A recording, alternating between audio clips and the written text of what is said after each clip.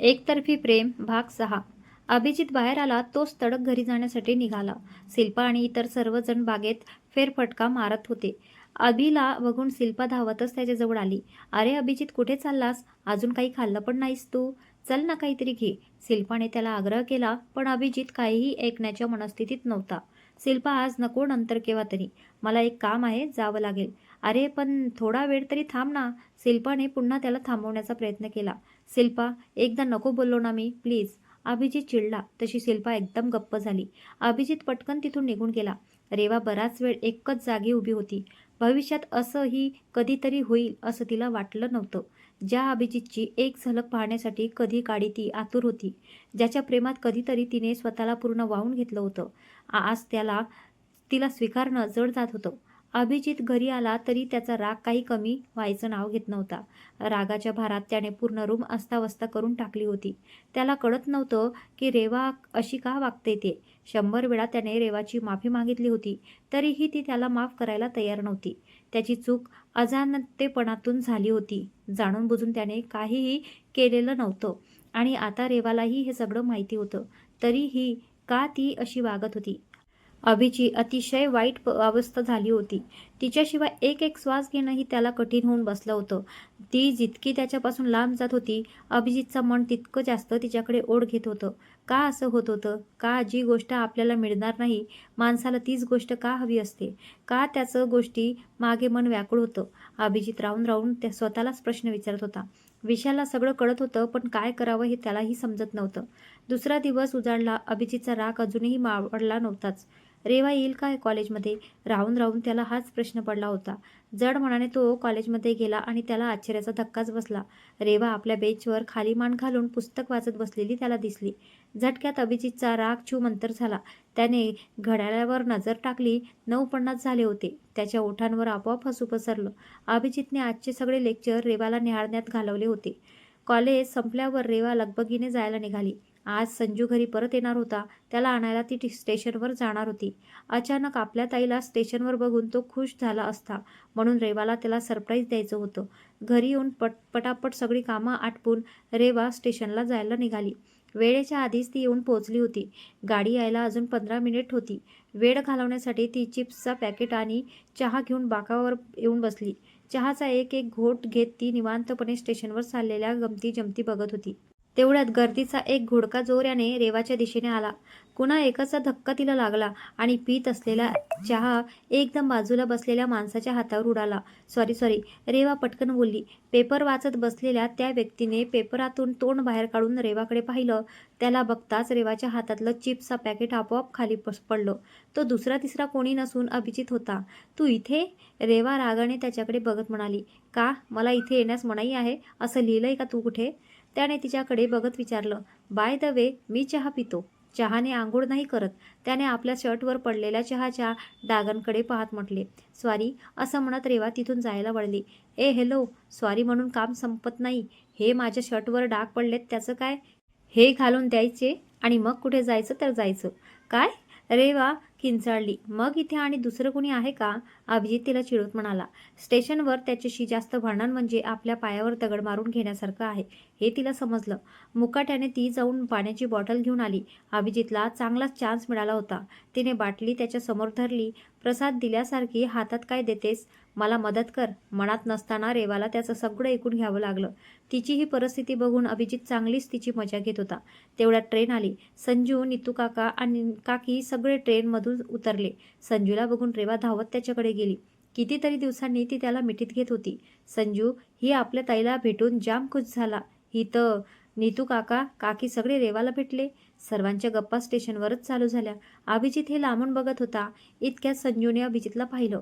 दादा म्हणून त्याने मोठ्याने हाक मारली आणि धावतच तो अभिजितकडे झेपावला. आता दादा ओळखलं मला? संजूने अभिजितला हसत हसत विचारलं. अभिजित काही क्षण त्याच्याकडे बघत राहिला. नंतर त्याला अचानक आठवले. अरे चांप, कसा आहेस? आणि तू इथे कसा काय? अभिजितने त्याला हायफाय देत विचारलं. रेवा आणि नीतू लांबून सगळं बघत होती. रेवाला हे सगळं दृश्य बघून स्वतःच्या डोळ्यांवर विश्वास बसत नव्हता. संजू अभिजितला कसा ओळखतो? राहून राहून तिला हाच प्रश्न पडला होता. तितक्यात संजू अभिजितला रेवाजवळ घेऊन आला. दादा, ही माझी ताई रेवाताई आणि ही नीतू दिदी. हे तिचे आई बाबा. संजू रेवाचा भाऊ आहे. अभिजितच्या मनात आनंदाच्या उकल्या फुटू लागल्या होत्या. त्याने मनोमन देवाचे आभार मानले.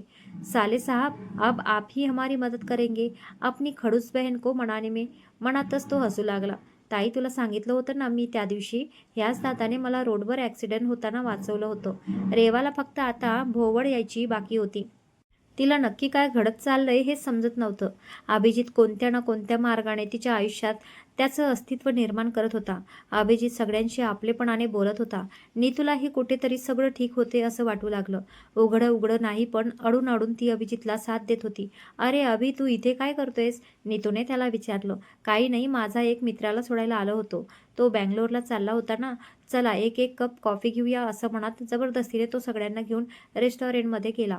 रेवा सोडली तर सगळ्यांना अभिजितने आपल्या मजेदार बोलण्याने हसून हसून टाकलं होतं. संजू तर अभिजितचा हात सोडायला तयारच नव्हता. आतमध्ये गेल्यावर सगळ्यांसाठी त्याने कॉफी, नाश्ता, संजूसाठी आईस्क्रीम मागवले. रेवा नेहमी चहा घ्यायची म्हणून त्याने स्वतःसाठी आणि तिच्यासाठी चहा मागवला. रेवा चहा समोर आल्यावर बघतच राहिली. अजूनही ह्याला माझ्या आवडीनिवडी माहीत आहेत. ती नुसतीच चहाकडे बघत बसली. बाकी सगळेजण छान गप्पा मारत होते. अभिजितचं लक्ष रेवाकडे गेलं. तो तिच्या समोरच्या खुर्चीवरच बसला होता. त्याने संजूला काहीतरी खुणवले. संजू पटकन म्हणाला, ताई, चहा पी ना, थंड होईल. रेवा कसनोस हसली आणि गार झालेला चहा कसा तरी 2 घोट तिने गळ्याखाली उतरवला. बाकीचा चहा तिने तसाच ठेवून दिला. सगळ्यांचा चहा नाश्ता झाला. अभिजित बिल द्यायचं म्हणून मागे राहिला. वेटर टेबल साफ करण्यासाठी येण्याअगोदर अभिजित पुन्हा त्या टेबलजवळ गेला. त्याने रेवाचा उरलेला चहाचा कप आपल्या तोंडाला लावला. पर्स आतच राहिली म्हणून ती घ्यायला नीतू आणि रेवा पुन्हा आत येत होत्या. तोच त्याच्या नजरेला ते दृश्य पडले. अभिजित अतिशय समाधानाने रेवाचा उष्टा चहा पित होता. का कोण जाणे, इतकं आंधळं प्रेम बघून नीतूचे डोळे भरून आले. तिने बाजूला उभ्या असलेल्या रेवाकडे प्रश्नार्थक नजरेने पाहिलं. रेवा मूर्तीसारखी स्तब्ध झाली होती. मोठ्या मुश्किलने तिने गड्याकडे येत असलेला आवळा मागे परतवला. आल्या पावली ती तशीच मागे फिरली. अभिजित त्यांना टॅक्सीत बसवून आपल्या घरी निघून गेला. रस्त्यात कोणीच कोणाशी काही बोललं नाही. रेवा आणि संजू घरी आले. नीतूही त्यांना बाय बोलण्यासाठी टॅक्सीतून खाली उतरली. रेवा संजूला घेऊन निघणार इतक्यात नीतू रेवाला म्हणाली, रेवा, तू हे बरोबर करत नाहीस. तू चुकते आहेस. पुन्हा विचार कर. रेवाच्या डोळ्यात पाणी दाटलं. ती काय आणि कुणाबद्दल बोलत होती हे रेवाला कळत होतं, पण तिच्या कुठल्याच प्रश्नाचं उत्तर तिच्याकडे नव्हतं.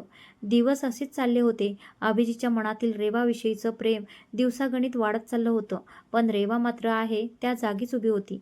अभिजितच्या घरी हल्ली जोरदार तयारी चालू होती. त्याचा बर्थडे जवळ येत होता. घरातलं वातावरण अगदी सणासुदीसारखं होतं. गेली 3 वर्ष अभिजितने आपला बर्थडे सेलिब्रेट केला नव्हता, पण ह्या वर्षी तो तयार झाला होता. त्यामुळे अभिजितचे आई बाबा जाम खुश होते. बाबांनी तर अभिच्या बर्थडेसाठी आपल्या कामकाजातून खास वेळ काढून ठेवला होता. त्याच्या वाढदिवसाच्या प्रत्येक तयारीकडे ते जातीने लक्ष घालत होते. पण अभिजितला मात्र वेगळीच गोम सतावत होती. त्याला त्याच्या वाढदिवसाच्या दिवशी रेवा तिथे हवी होती, पण ती येईल का हाच विचार करून करून तो थकला होता. आज लेक्चर संपल्यानंतर अभिजितने रेवाला हाक मारून थांबवायला सांगितले, पण तरीही ती नीतूसोबत जायला वळली. रेवा, मला जबरदस्ती करायला लावू नकोस. मला फक्त 2 मिनिट हवी आहेत तुझी. अभिजित बोलला. रेवा जागच्या जागी थांबली. तिने नीतूलाही स्वतःसोबत थांबवून घेतले. रेवा, संडेला बर्थडे आहे माझा. गेली 3 वर्ष फक्त तुझ्यासाठी मी बर्थडे सेलिब्रेट नाही केला. का याचं कारण तुला चांगलंच माहीत आहे.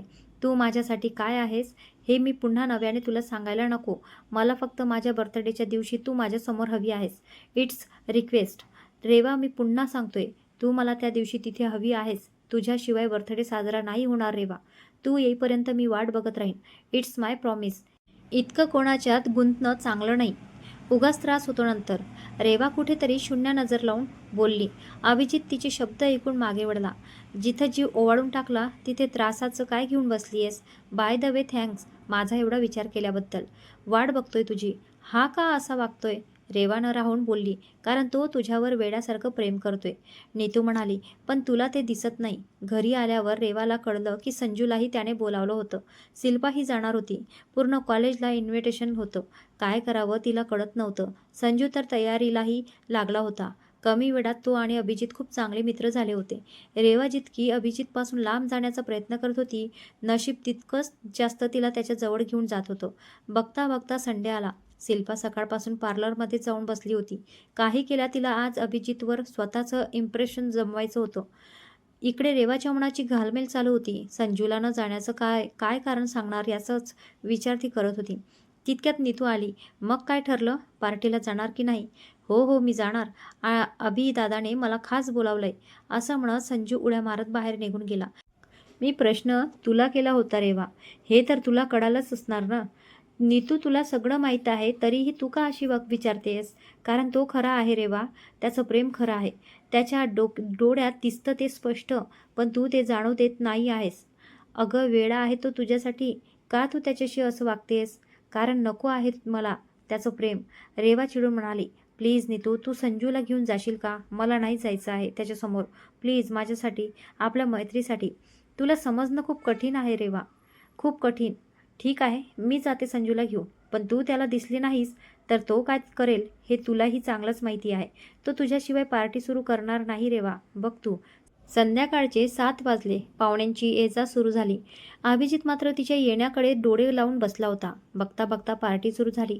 अभिजित आज एखाद्या राजकुमारासारखा दिसत होता. त्याचं आकर्षक व्यक्तिमत्व सगळ्यांना भुरळ पाडत होतं. आज येणारी प्रत्येक मुलगी त्याच्या रूपाने भारावून जात होती. पण त्याला मात्र कुठल्या तरी वेगळ्याच मुलीने वेड लावलं होतं, जिची तो आज चातकासारखी वाट पाहत होता. शिल्पा कधीची पार्टीला जायला निघाली होती. नीतू संजूला न्यायला आली. ती पुन्हा रेवाला म्हणाली. रेवा, पुन्हा विचार कर. त्याने इतक्या आग्रहाने बोलावलंय, तुला आलं पाहिजे पार्टीला. तो तुझ्याशिवाय पार्टी सुरू करणार नाही. नीतू प्लीज, मला फोर्स नको करू. संजूला घेऊन जा तू. ठीक आहे, जशी तुझी मर्जी. नीतू संजूला घेऊन निघून गेली. रेवा एकटीच रूममध्ये शांत बसली होती. 10 वाजून गेले होते. सगळी लोकं आली होती. सगळी केक कापण्याची वाट पाहत होते. पण अभिजित अजूनही रेवाची वाट बघत होता. बाबा अभिजित जवळ आले. बेटा अभिजित, केक काप चल, उशीर होतोय, सगळे वाट बघत आहेत. आय नो बाबा, पण फक्त आणि फक्त वेळ माझा एक फ्रेंड्स यायचा आहे. अजून मी त्याचीच वाट बघतोय. ठीक आहे, पण लवकर. अभिजित चल ना, केक काप ना चल. शिल्पा आणि इतर सर्वजण अभिजितला समजावू लागले. अभिजित काही न बोलता चिडून आपल्या रूममध्ये निघून गेला. पाठोपाठ विशालही गेला. आत जाऊन त्याने रूम बंद करून घेतला. अभिजित चिडला होता. रागाने रूममध्ये एरझऱ्या मारू लागला. ती नाही येणार अभिजित, तुला माहीत आहे तरीही का वाट बघतोयस तू तिची? विशालने त्याला समजावले. नाही, असं नाही होणार. यावेळी तिला यावंच लागेल आणि ती जर नाही आली तर सगळ्याची वाट लावेन मी, असं म्हणत रागाने त्याने टेबलावरचा चाकू हातात घेतला. आपल्या मुठीत त्याने तो करकचून आवळून धरला. रक्ताची धार लागली. विशाल ओरडला. अभिजित, काय करतोय हेस? सोड तो चाकू, म्हणत जबरदस्तीने त्याने तो त्याच्या हातातून काढून घेतला. तुला वेड लागलंय का? का स्वतःच्या जीवावर उठला आहेस तू? चल पटकन मल्लमपट्टी करून घे. नाही, जोपर्यंत ती येत नाही तोपर्यंत मी काहीच करणार नाही. अभिजित, वेडेपणा करू नको. हात दे इकडे, विशाल रागाने म्हणाला.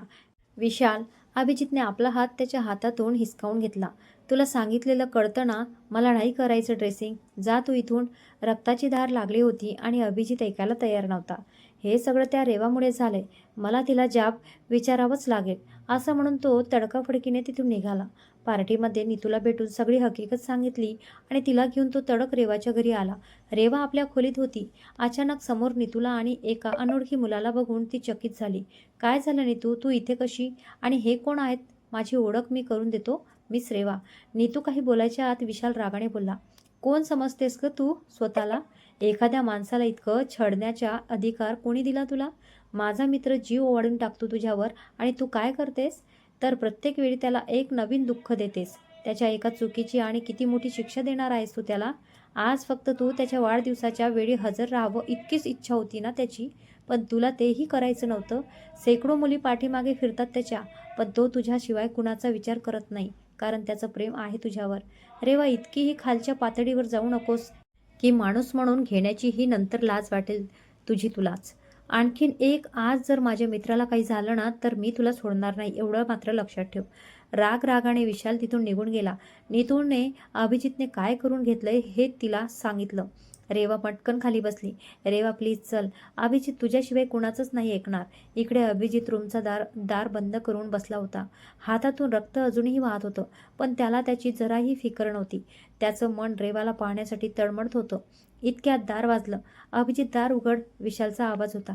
विशाल तुला सांगितलंय मी, जा तू इथून. अभि, रेवा आलीये. खरंच अभि ती आलीये. तू बघ तर चल. तुझी शपथ. अभिजितने झटकन दार उघडलं. तू खरं बोलतोयस? तो खाली जायला वळला. विशालने त्याला थांबवलं.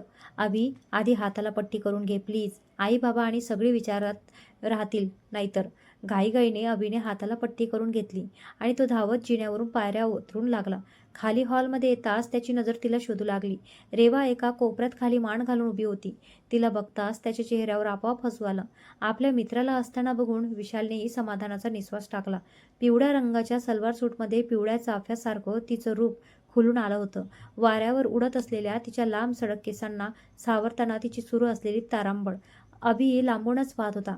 आता कुठे त्याच्या जीवात जीव आला होता. आता कुठे त्याच्या पार्टीला खरा रंग चढला होता. अभि, रूममध्ये काय करत होतास बाळा? सगळीजण वाट बघत आहेत तुझी.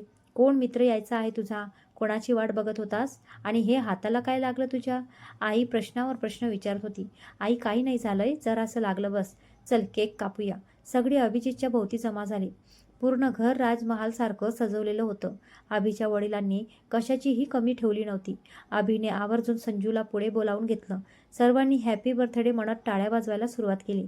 रेवा अजूनही नीतूसोबत एकीकडे उभी होती. अभिने रेवाकडे बघत केक कट केला. सर्वांनी मोठमोठ्याने त्याला शुभेच्छा दिल्या.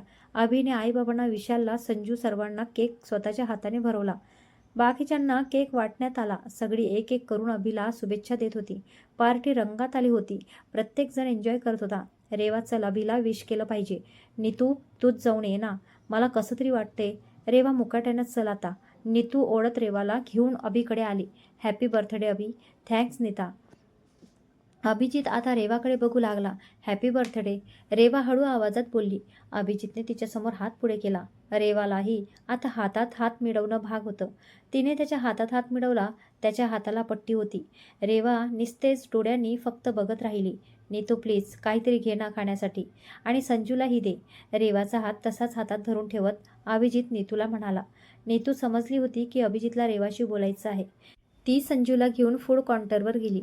रेवाने अभिजितच्या हातातून हात सोडवून घेण्याचा प्रयत्न केला, पण अभिजितची तिच्या हातावरची पकड जराही सैल झाली नाही. आजूबाजूला जराही न बघता तो तिला घेऊन तडक भराभरात जिना चढत आपल्या रूममध्ये गेला. रूमची कडी लावून तो तिच्याकडे वळला. त्याने हात सोडल्यावर ती भिंतीच्या एका कोपऱ्यात जाऊन उभी होती. अभिजित, खाली सगळी माणसं जमलीत, प्लीज आज कुठला तमाशा नको प्लीज. रेवा कडवडून म्हणाली. मला तुझ्या व्यतिरिक्त कुणाशीही घेणं देणं नाही आहे. रेवा, कोण काय बोलतं याची मला जराही फिकीर नाही आहे. तो एक एक पाऊल पुढे येत होता. रेवा तशीच अंग चोरून भिंतीशी उभी होती. अभिजित तिच्या अगदी जवळ आला होता. ती बाजूला होणार इतक्यात त्याने आपले दोन्ही हात भिंतीवर ठेवत तिचा रस्ता अडवला. का इतका वेळ लावलास यायला? तो एकटक तिच्याकडे बघत म्हणाला. जीव जायचा बाकी होता फक्त माझा. तू जर खरंच आली नसतीस ना रेवा, तर उद्या मी तुला दिसलो नसतो. अभिजित. रेवाने पटकन त्याच्या तोंडावर हात ठेवला. आपण काय केलंय हे कळताच तिने हात पटकन काढून घेतला. तोच हात त्याने अलगद धरला. इतकी काळजी वाटते तर मनातलं खरं खरं सांगत का नाहीस? रेवाने काही न बोलता तोंड फिरवलं. एनिवे, केक नाही खाणार माझ्या बर्थडेचा? असं म्हणत त्याने बाजूच्या टेबलवरच्या डिशमधील केकचा एक पीस उचलला. अभिजितने आधीच विशालला सांगून ती डिश तिथे ठेवायला सांगितली होती. प्लीज रेवा. रेवाने केकचा तुकडा तोंडात घातला. उरलेला अर्धा भाग ती डिशमध्ये ठेवणार तोच अभिजितने तिच्या हातातील तो तुकडा तिच्याच हाताने स्वतःच्या तोंडात टाकला. रेवा बघतच राहिली. तिच्या ओठांना लागलेला केक अभिजित आपल्या हाताने पुसायला जाणार इतक्यात ती तिथून बाजूला झाली. का करतो आहेस तू हे सगळं?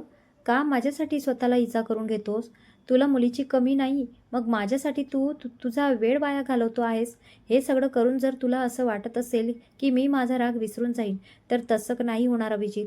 नाही होणार तसं. तिच्या हाताला धरून त्याने तिला स्वतःकडे वळवलं. होणार, नक्की होणार. कारण तिरस्कार आणि प्रेमामध्ये नेहमी प्रेमच जिंकतं. मी सुद्धा माझ्या प्रेमाने तुला जिंकून दाखवणार रेवा. बाय द वे, तू मला माझं बर्थडे गिफ्ट नाही दिलंस. सॉरी, उद्या देते. असं म्हणून ती जायला वळली.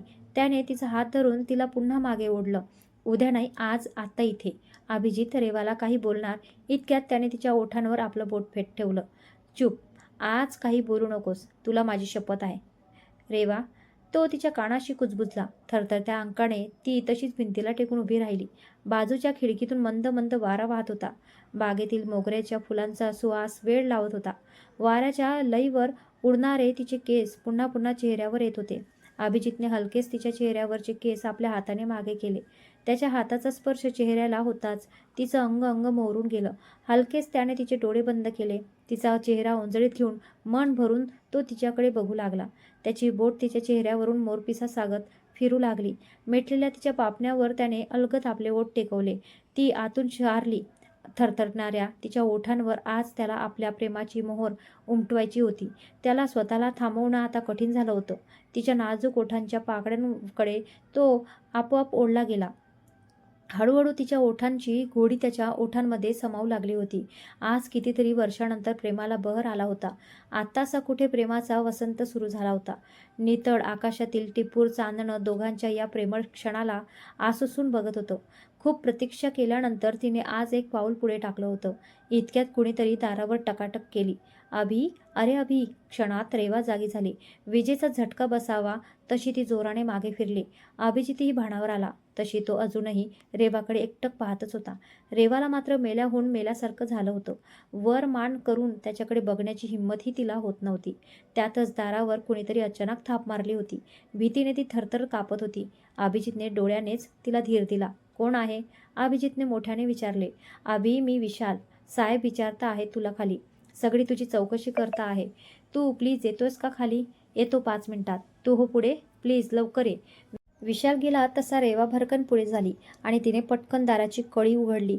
डोळ्याचं पात लावत न लावत तोच ती बाहेर निघून गेली.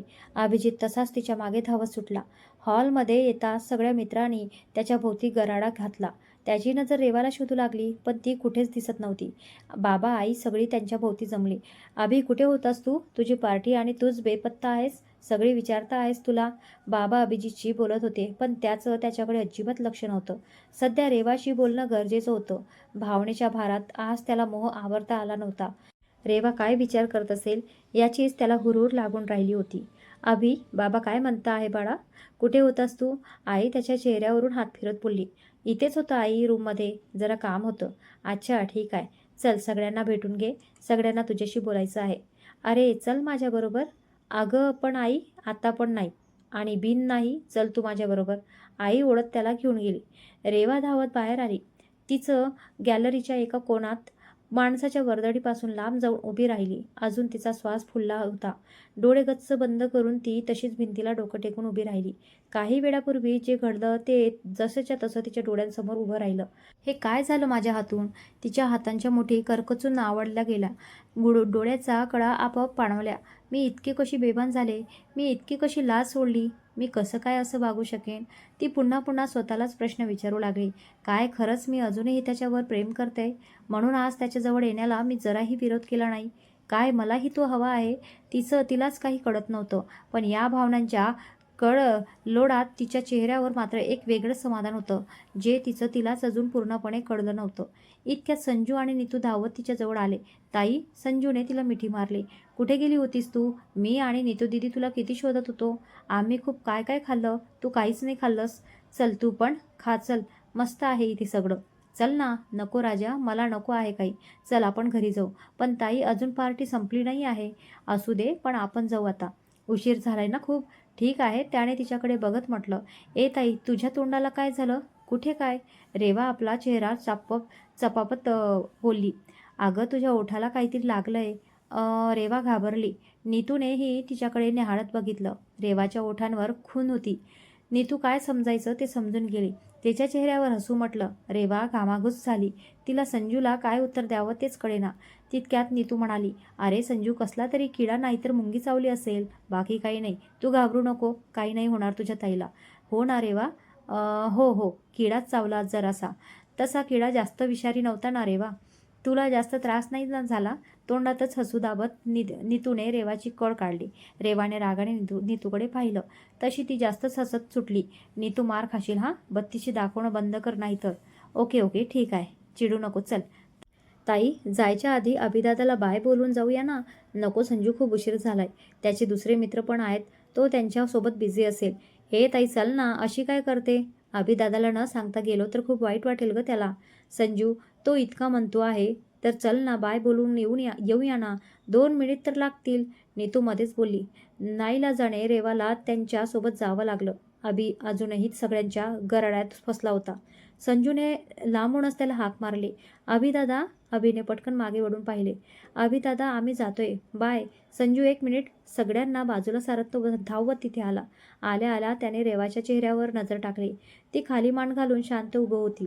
अभिच्या जीवात जीव आला. दादा, आम्ही जातो आता. उशीर झालाय ना. Once again happy birthday. अभिने हसून त्याला जवळ घेतलं. त्याच्या कपाळावर ओठ टेकवत त्याने त्याच्या चेहऱ्यावरून हात फिरवला. तुला बरं वाटलं ना संजू इथं येऊन? हो दादा, मला खूप मजा आली. संजू, माझा खूप जीव आहे तुमच्यावर. तुमच्यापासून लांब नाही राहता येत मला. माझ्याकडून अनावधाने काही चूक झाली असेल तर माफ करशील ना मला? अभिजितने रेवाकडे बघत विचारलं. रेवा तशीच उभी होती. दादा, तू तर खूप चांगला आहेस. मला पण तू खूप आवडतोयस. संजूने अभिला मिठी मारली. नीतूने डोळ्यांनीच सगळं ठीक असल्याचे अभिला सांगितलं. तिघेही जायला निघाली. रेवा नजरेने आड होईपर्यंत अभिजित दाराजवळ उभा राहिला. वाटेत रेवा गप्पच होती. नीतूने विचारलं, काय झालं रेवा? नीतू, तुला खरंच वाटतं का की अभिजित माझ्यावर मनापासून प्रेम करतो? नीतू एक क्षण तिच्याकडे बघतच राहिली. सांग ना, यात विचारण्यासारखं काय आहे रेवा? हे तुलाही चांगलंच माहिती आहे की तो तुझ्यावर किती प्रेम करतो. फक्त तुला ते मान्य करायचं नसतं.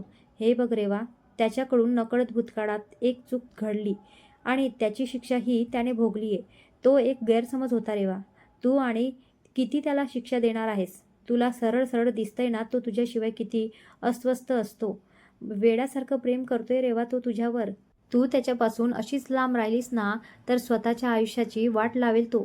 त्याला माफ कर रेवा. त्याचं प्रेम ॲक्सेप्ट कर. त्याच्या इतकं प्रेम तुझ्यावर कुणीही नाही करणार रेवा. कोणीच नाही. पण मी त्याच्या प्रेमाच्या लायक आहे का? तो कुठे, मी कुठे?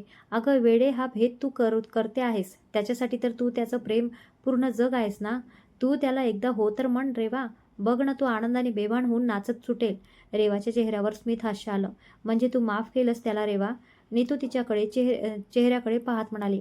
माहीत नाही, पण का कोण जाणे त्याच्यावर चिडावं असं वाटत नाही. म्हणजे एका माणसाचा राग आता प्रेमात बदलणार तर? नीतू रेवाने हसत तिला एक फटका मारला.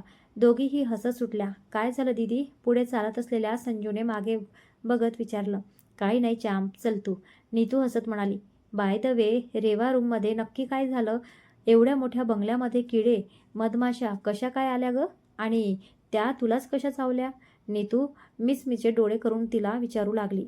नीतू बस ना आता. ठीक आहे, नाही सतावत आता तुला. पण प्लीज उद्या अभिला सांग रेवा. तुझंही त्याच्यावर प्रेम आहे ते. रेवा हसली. इतक्यात भरधाव वेगाने एक ट्रक तिघासमोर गेला. रेवाच्या हाताला पत्रा लागला. थोडंसं रक्त आलं. कसली गाडी चालवतात नालायक कुठले? नीतूने शिवी घातली. आता ॲक्सिडेंट झाला असता. ताई, तुला तर रक्त येते नाही? नाही रे, जरासं लागले. घरी गेले की पट्टी बांधते. चला तुम्ही. घरी येऊन रेवाने हाताला पट्टी बांधली. संजूला झोपावून ती ही अंथरुणावर आडवी झाली. डोळे मिटताच तिला समोर अभिजित दिसू लागला. तिने खाडकन डोळे उघडले. ती आरशासमोर जाऊन उभी राहिली. ओठांवरची खून बघून तिने लाजून घट्ट डोळे मिटून घेतले. झालेला प्रसंग आठवताच तिच्या अंगावरून मोरपीस फिरवल्यासारखं झालं. अभिजित न कळत तिच्या तोंडून त्याचं नाव निघालं. ती गालातल्या गालात हसली आणि पुन्हा येऊन झोपली. रात्रीचे 2 वाजले होते. अचानक तिच्या फोनची रिंग वाजली. रेवा आवाजाने जागी झाली. तिने फोन उचलला. हॅलो, कोण? मी कोण बोलतोय हे जाणून घ्यायची तुला गरज नाही. पण काय बोलतोय हे सर्व लक्षपूर्वक जाणून घेतलंस तर बरं होईल तुझ्यासाठी. अहो, पण आवाज बंद ठेवायचा आणि अभिजितपासून लांब राहायचं. पुन्हा त्याच्याजवळ जाण्याचा प्रयत्न केलास तर आज ॲक्सिडेंट होता होता वाचला, पण पुढच्या वेळी तो खराखुरा होईल. एवढं मात्र लक्षात ठेव. स्वतःच्या अवकातीत राहायचं, समजलं? नाहीतर तुझ्यासोबत तुझ्या पूर्ण कुटुंबाचीही वाट लावीन मी. रेवा तशीच फोन हातात घेऊन बसून राहिली. पुन्हा एक प्रश्नचिन्ह तिच्यासमोर उभं राहिले.